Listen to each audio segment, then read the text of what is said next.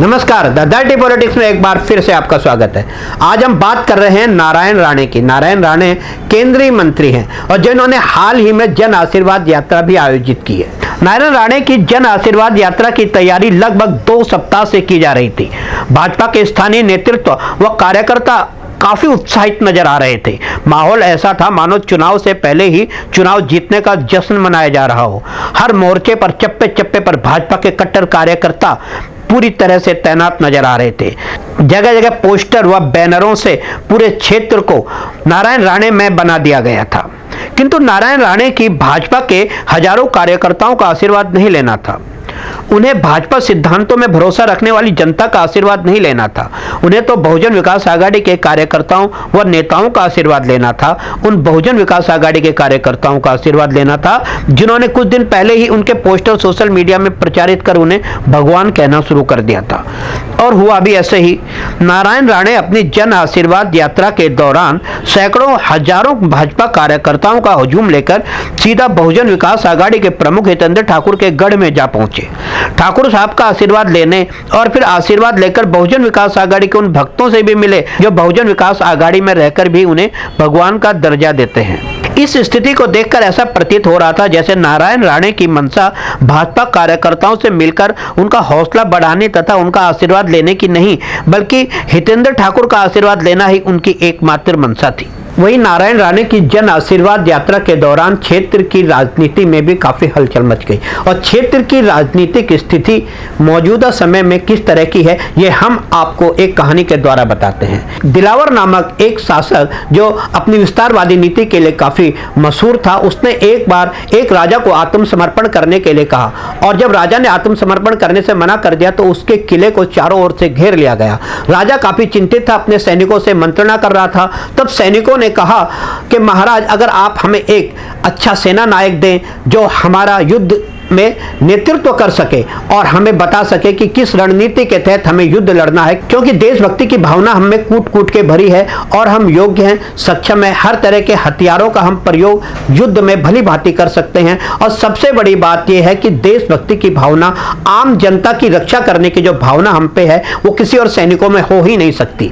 मात्र हमें जरूरत है तो एक अच्छे सेनापति की। आखिरकार राजा को उनकी बात समझ में आ गई और राजा ने प्रयास करके एक सेनापति को ढूंढ लिया जिसकी ताउम्र ही युद्धों में बीती थी और उसने कभी भी युद्ध में पराजय का मुंह नहीं देखा था। और जब उस सेनापति को सैनिकों के समक्ष पेश किया गया तो उस सेनापति ने कहा कि उसने ताउम्र युद्ध लड़े हैं और कभी भी उसने पराजय का मुंह नहीं देखा है और वह उन्हें वादा करता है उन सैनिकों को कि वह उनको अपना नेतृत्व प्रदान कर शत्रु सैनिकों का नाश कर देगा। इससे राजा के सैनिक काफी उत्साहित हुए और उन्होंने जय जयकार करना शुरू कर दिया। उसके बाद उस सेनापति ने अपने वीरता के जौहर वाली कई कहानियां सुनाई और उसके बाद उसने कहा कि अभी हमें प्रजा के पास जाना होगा, प्रजा का आशीर्वाद लेना होगा और उन्हें यह बताना होगा कि आप हमारे नेतृत्व में हमारे सैनिकों की सुरक्षा के दायरे में आप पूरी तरह से निश्चिंत हो।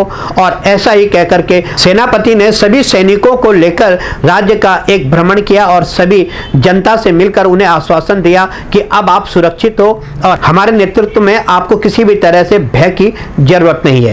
जनता भी काफी खुश हुई और उन्होंने भी अपना आशीर्वाद उस सैनिकों को तथा सेनापति को दिया।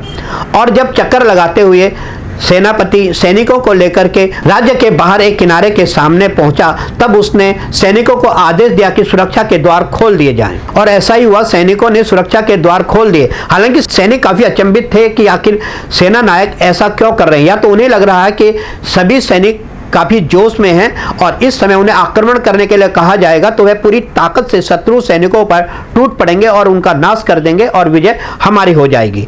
किंतु जैसे ही दरवाजा खुलता है सेना नायक आगे आगे जाते हैं और सैनिक उनके पीछे पीछे जाते हैं, लेकिन अभी तक उसने अपने सैनिकों को आक्रमण करने का आदेश नहीं दिया था। ये वास्तव में बड़े ही अचंभे की बात थी। जैसे जैसे सेनापति आगे निकल रहे थे सैनिक उनके पीछे पीछे जा रहे थे, लेकिन अचंभे की बात थी कि शत्रु सैनिक जिन्होंने किले को घेर रखा था वह सेना नायक को देख के पीछे हट रहे थे और रास्ता छोड़ रहे थे। ये देख करके सभी सैनिक काफी अचंभित थे। थोड़ी देर बाद सैनिकों को पता चलता है कि वे काफी आगे आ चुके होते हैं और पूरी तरह से शत्रु राजा के सैनिकों से घिर चुके होते हैं, लेकिन अभी तक उन्हें आक्रमण का आदेश नहीं दिया होता है। तभी सैनिक देखते हैं कि राजसी ठाठ में शहंशाह उनकी ओर आ रहे होते हैं और सैनिक समझ नहीं पाते कि अब क्या होने वाला है। जब शहंशाह बिल्कुल उनके नजदीक आ जाता है तभी सेनापति उनको अदब से सलाम करता है और अपने सैनिकों को संबोधित करके कहता है कि यह वही शख्स थे जिन्होंने कि मुझे युद्ध कला सिखाई है और इन्हीं के आशीर्वाद से मैंने कभी भी किसी भी युद्ध में पराजय का सामना नहीं किया। अब आपको कहानी आगे बताने की जरूरत नहीं है। अब आप समझ सकते हो कि उस राजा का क्या हुआ होगा जिसने उस सेना नायक को सेनापति का दर्जा दिया। उन सैनिकों का क्या हुआ होगा जिन्होंने अंधविश्वास दिखाते हुए उस सेनापति के पीछे पीछे यहाँ तक आ गए थे। बताने की जरूरत नहीं। क्षेत्र की राजनीति में भी ऐसा ही हो रहा है।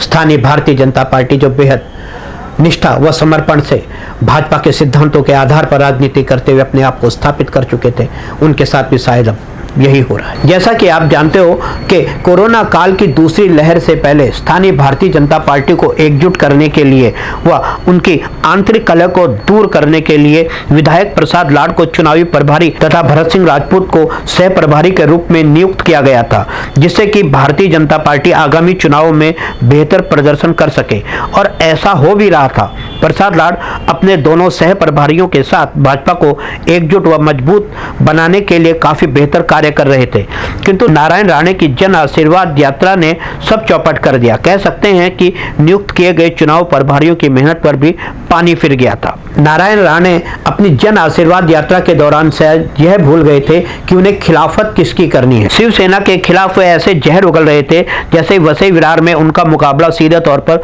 शिवसेना से हो रहा हो। क्या उन्हें इतना भी नहीं पता था कि शिवसेना भी वसई विरार में भाजपा की तरह ही सत्ता से अलग रहकर अपने अस्तित्व की लड़ाई लड़ रही है। पिछले कई सालों से विपरीत परिस्थितियों से जूझते हुए, कई प्रकार के जुल्मों सितम सहते हुए यहाँ के भाजपा कार्यकर्ताओं ने समर्पित एवं संयमित कार्यकर्ता के रूप में पार्टी के प्रति अपनी निष्ठा साबित की है। हम ये भी कह सकते हैं कि हालांकि नारायण राणे की इस यात्रा का उद्देश्य क्षेत्रीय कार्यकर्ताओं की नाराजगी दूर कर उनके अंतर्विरोध को दूर कर बेहद मजबूत बनाना था, किंतु नारायण राणे की इस यात्रा ने कार्यकर्ताओं और पार्टी स्तर को मजबूत नहीं बल्कि बेहद मजबूर बना दिया है। वही स्थिति यह है कि भारतीय जनता पार्टी के कार्यकर्ता बविया के कार्यकर्ताओं से तो छोड़ो, खुद से भी आंखें मिलाने से कतरा रहे हैं। अब सवाल यह उठता है कि भारतीय जनता पार्टी का वरिष्ठ नेतृत्व आखिर क्या चाहता है।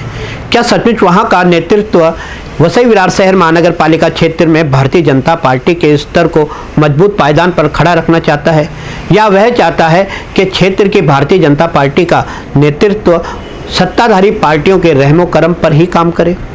अब देखना यह होगा कि आगामी वसई विरार शहर महानगर पालिका के चुनाव में वरिष्ठ नेतृत्व किस तरह के नेताओं को यहाँ के कार्यकर्ताओं का नेतृत्व करने के लिए भेजता है। देखते रहिए द 30 पॉलिटिक्स।